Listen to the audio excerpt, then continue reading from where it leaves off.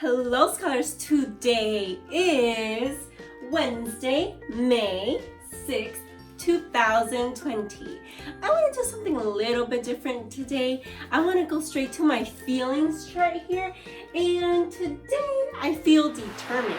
I feel determined because I want to make sure that each and every single one of you knows all of this content. I know that we're going to be such great readers once we know all of the nonfiction text and once we know all of those text features. So I cannot wait for you to learn with me. Scholars, I know that nonfiction text or informational text is very different from fiction text. Can you tell me one way that they are different, that they are? All right, get ready, go. How are they different? Great answer, scholars. You're right, yeah. We know that nonfiction text, we don't have to read in order, whereas fiction, we do have to read in order because fiction is more of a story, and fiction includes a plot, character's motivation, and a character's personality. And in nonfiction text, we want to just read it because it's informational. We want to read it to learn, that's right. We also know that nonfiction text has different portions that we have to learn. So for example, we can be very specific about one thing that we have to learn. We don't have to read the entire book. So if we want to read about a certain topic, about a certain topic, we can just go straight to the table of contents and we can go and read what we want to learn about. Let's not forget that nonfiction text or informational books look way different than a fiction book. I know that nonfiction text has text features. Text features, get ready, go. Text features help the reader know where to go in the book and give extra information. Your turn, get ready, go. Text features.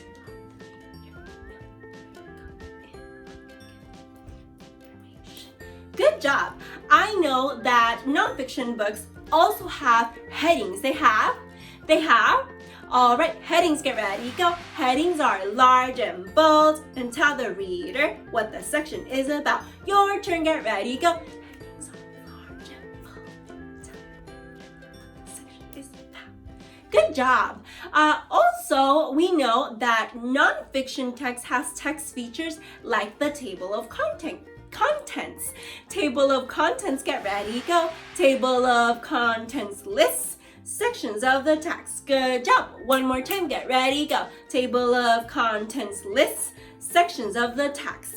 Whoa, we are super smart scholars. I wonder if you have those chants down.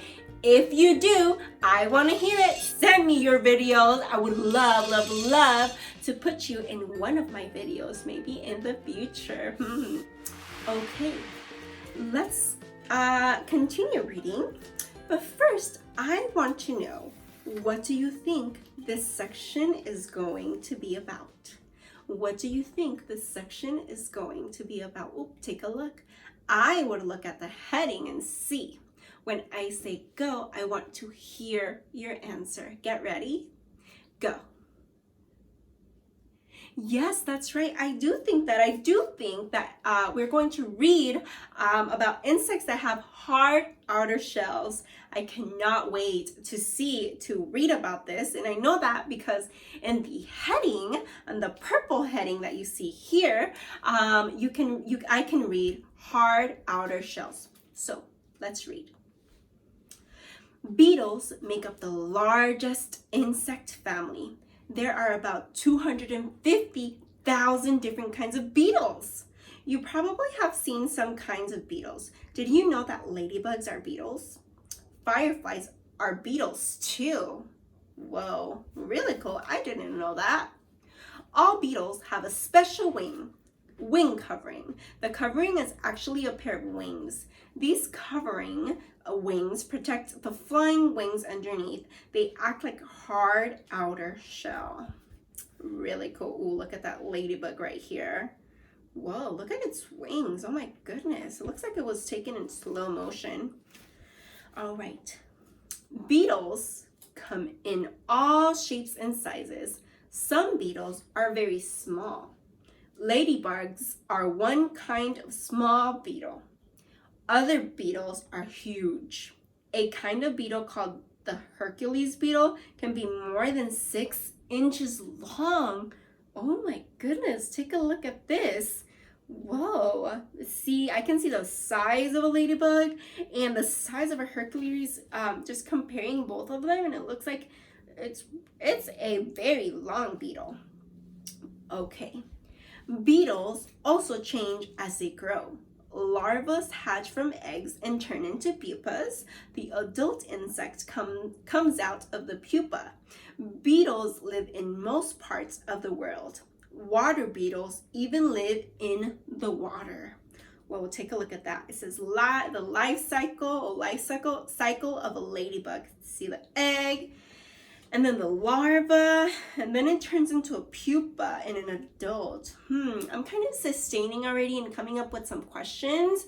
I've seen the word pupa before. I wonder what that is about. We might find out later on, maybe tomorrow. I don't know. Let's keep reading. All right, scholars. Let's take a look at this page. What kind of insects would you expect to read about this section? Well, can you tell me? Go.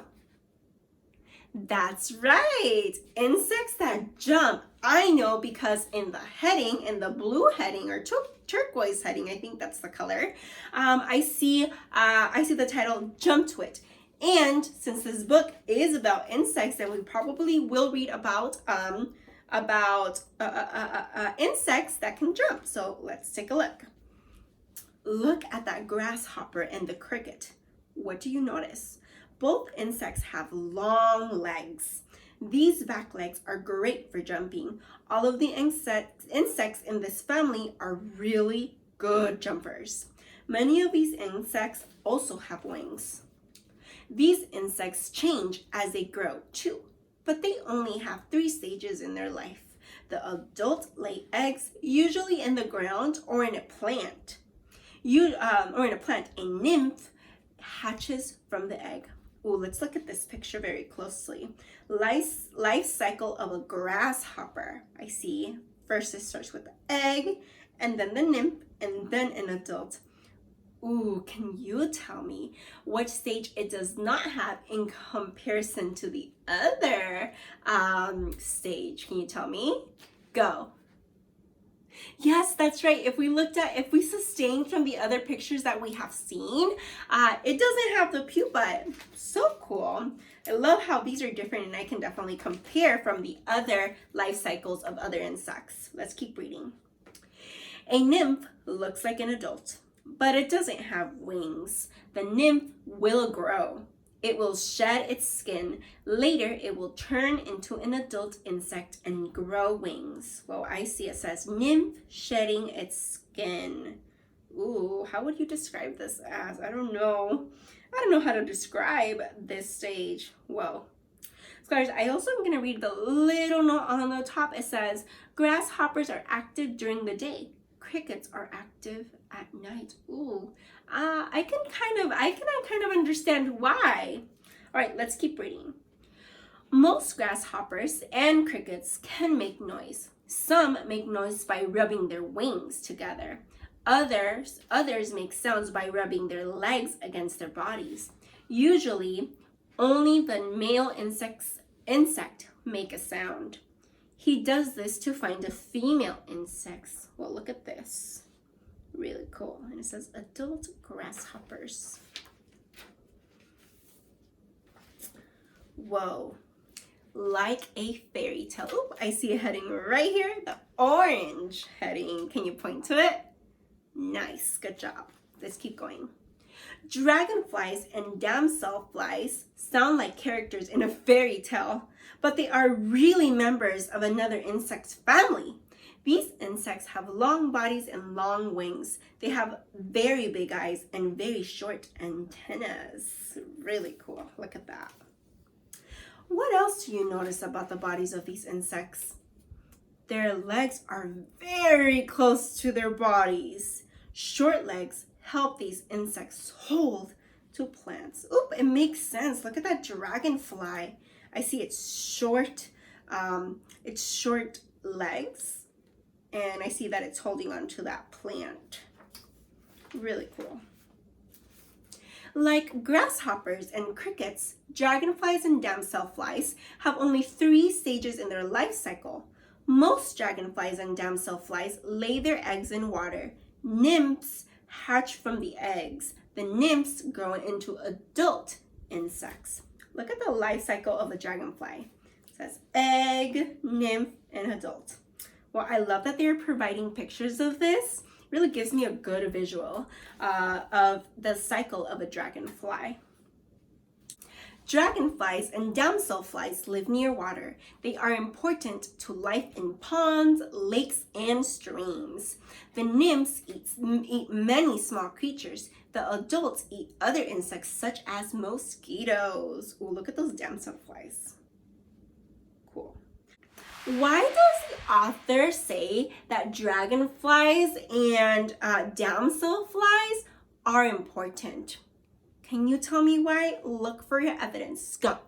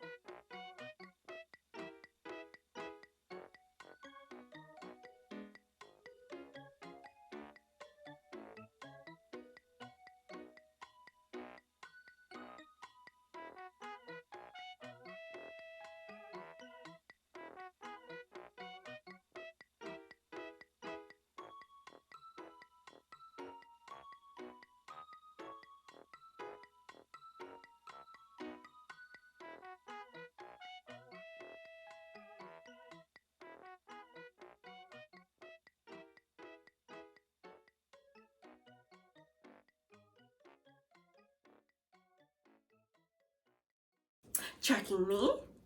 Okay, so can you tell me why they are important with your evidence? Go.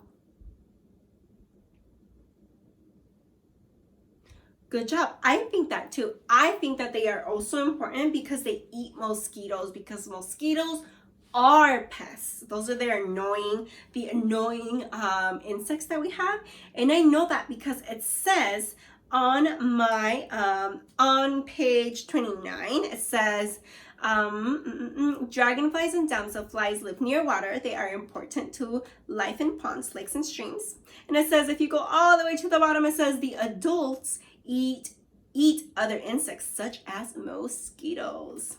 Oop, I want to make sure that I read every single thing on this page, and it says dragonflies lived 207 million years ago. Their wings were over 2 feet long. Well, it looks like that little bug is just giving us extra facts from this book. Really cool.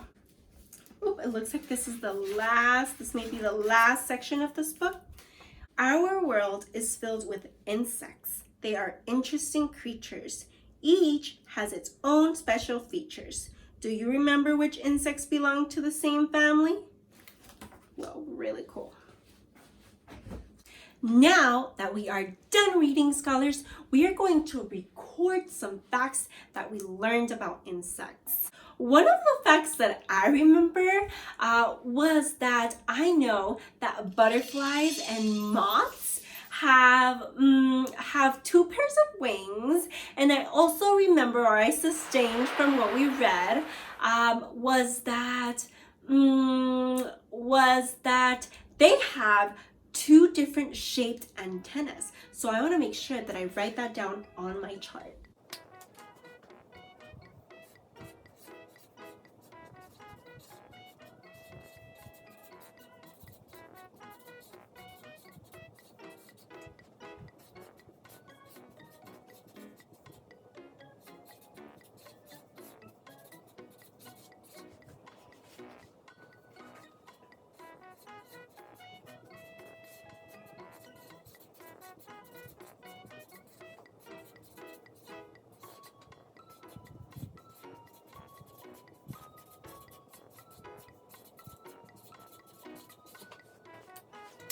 Okay, perfect.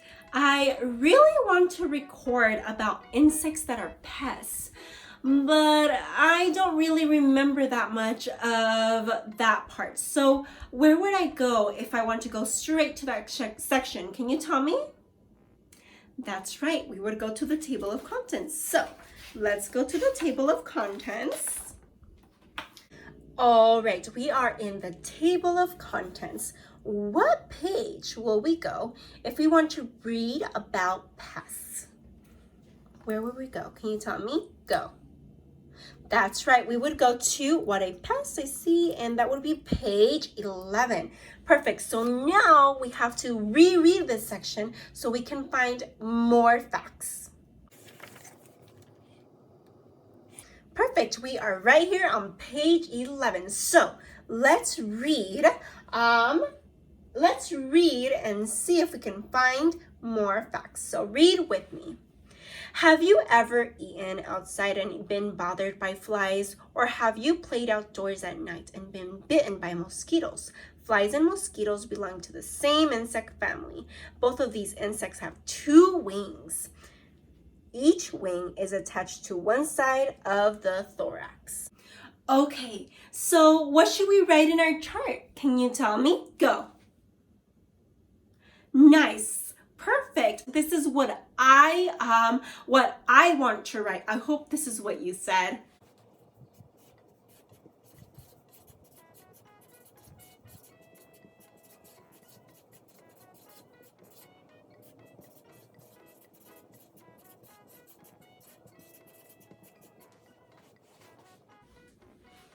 And I also want to add this.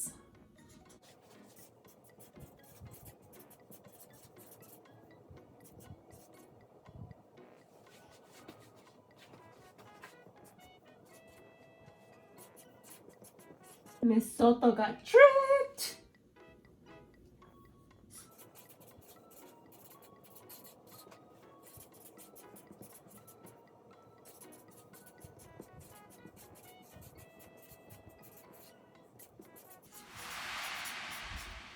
Super cool, scholars. I got a little bit tricked with my spelling. It is okay if you got a little bit tricked, scholars.